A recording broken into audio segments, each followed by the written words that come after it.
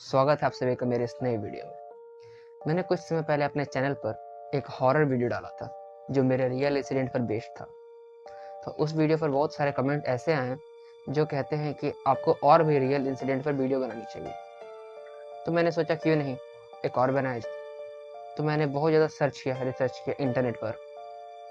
तो कुछ ऐसे इंसिडेंट सामने आए जिनमें से ये मुझे बहुत ज़्यादा पसंद आया और ये बिल्कुल रियल इंसिडेंट पर बेस्ड है। तो चलिए शुरू करते हैं इस मास्टरपीस को।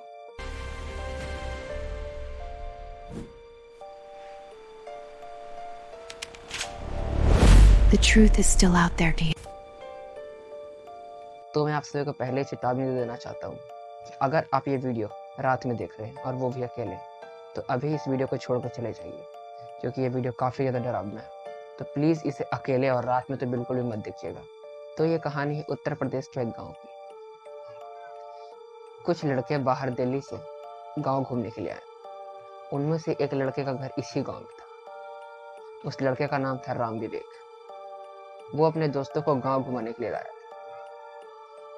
राम विवेक अपने दोस्तों को अपने घर लेकर गया और सभी दोस्तों ने मिलकर एक प्लान बनाया, क्यों ना हम जंगल घूमने के लिए चले, क्योंकि उसके गांव में काफी बड़ा जंगल था। अगली सुबह हुई, चारों दोस्त जंगल के लिए निकल रहे थे, पर राम विवेक के अंकल ने बोला कि बेटा शाम होने से पहले घर वापस आ जाना। सभी दोस्त बोले जी अंकल, हम घर पहले आ जाएंगे। वो सब जंगल पहुंच गए। जंगल में जाते ही वो यहाँ वहाँ घूमने लगे, फोटोज खिंचवाने लगे।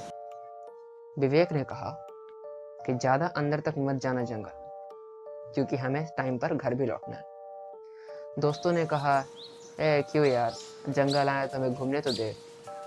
विवेक ने बोला कि अंदर जंगली जानवर भी हो सकते हैं जिससे हमें खतरा हो सकता है। फिर दोस्तों ने कहा अरे यार, जंगल घूमने के लिए आए हैं तो 2-4 जानवरों की फोटो भी ले लेंगे। और इस तरीके से वो जंगल के अंदर चले गए। विवेक भी साथ में अपने दोस्तों के अंदर चला गया। धीरे धीरे शाम होने लगी। फिर विवेक बोलता है अरे यार, अब तो पक्का लेट हो गया। दोस्त लोग बोलते हैं कि ठीक है, अब हमें चलना चाहिए। वो अपने घर के लिए निकल रहे थे, तभी अचानक बारिश शुरू हो गई। तो एक दोस्त ने कहा कि वो देखो, सामने से एक लाइट आ रही है। थोड़ी दूर पर एक घर था। उस बारिश में भी वहां से लाइट साफ साफ नजर आ रही थी। चारों दोस्त उस घर की तरफ गए। विवेक मना कर रहा था कि हमें उस प्लेस पे नहीं जाना चाहिए क्योंकि वो एक हॉन्टेड जगह है, अगर वहां गए तो वहां से वापस कभी नहीं आ पाएंगे। पर दोस्तों ने कहा कि क्यों यार, हमें क्यों डरा रहा है, तुझे यहाँ जंगल में रहना तो रह, हम तो अंदर जा रहे हैं। फिर सभी अंदर जाने लगे। विवेक भी साथ में पीछे पीछे गया उनके। उस घर के बाहर एक लालटेन जल रही थी। वो अंदर गए तो अंदर कोई भी नहीं था। कुछ दोस्तों ने कहा कि क्यों ना पहले चेक कर ले कि घर में कोई है कि नहीं। वैसे भी बारिश का मौसम था, हो सकता है कोई जंगली जानवर अंदर छुपा हो। 2 दोस्त ऊपर के कमरे में गए, 2 दोस्त नीचे के कमरे में गए, पर कहीं पर भी कुछ नहीं था। फिर उन लोगों ने सोचा कि रात बिताने के लिए एक बहुत अच्छा जगह। थोड़ी देर के बाद चारों ने सोचा कि क्यों ना सोया जाए क्योंकि रात काफी हो चुकी। पर एक दोस्त को वॉशरूम लग गई। रात काफी ज्यादा थी तो वो अकेले जाने से डर रहा था। साथ में वो अपने दोस्त सोनू को लेकर गए। सोनू और दूसरा दोस्त का नाम था दीपक। दीपक और सोनू वॉशरूम के लिए गए। तभी एक कमरे से आवाज आने लगी। सोनू ने देखा कि अंदर कोई है क्या। वो गेट खोल के अंदर गया। अंदर जाते ही गेट अचानक से बंद हो गया। सोनू कमरे के अंदर और दीपक कमरे के बाहर। बंद होते ही सोनू की चीखने की आवाज आने लगी और थोड़ी देर के बाद गेट के नीचे से खून आने लगा। दीपक काफी ज्यादा डर चुका था। वो चिल्लाने लगा, दोस्तों, विवेक बचाओ बचाओ। दोस्त उसके ऊपर आए पर गेट खुल नहीं रहा था। तीनों दोस्त मिलकर दरवाजा तोड़ने की कोशिश करते हैं पर दरवाजा टूटता नहीं। और तभी अचानक किसी ने दीपक का पैर खींच दिया और दीपक सीधा फर्स्ट फ्लोर से नीचे ग्राउंड फ्लोर पर आ गिरा और उसकी ऑन द स्पॉट डेथ हो गई। जैसे ही दीपक नीचे गिरता है, वो दरवाजा खुल जाता है जिसके अंदर सोनू गया था और सामने रहता है सोनू का लाश, जिसके बॉडी पर सिर्फ नाखूनों के खुरेते जाने के निशान थे। ये सब देखकर दोनों दोस्त काफी ज्यादा डर चुके थे। तभी उन्हें छत के कॉर्नर पर एक चुड़ैल नजर आती है जो सोनू का हाथ अपने मुंह में दबाए हुए है। वो सब काफ़ी ज़्यादा डर जाते हैं और चुड़ैल विवेक को पकड़ने लगती है। तो जो दूसरा दोस्त था वो लालटेन उठाकर चुड़ैल के मुंह पर मार देता है। वो जलने लगती है।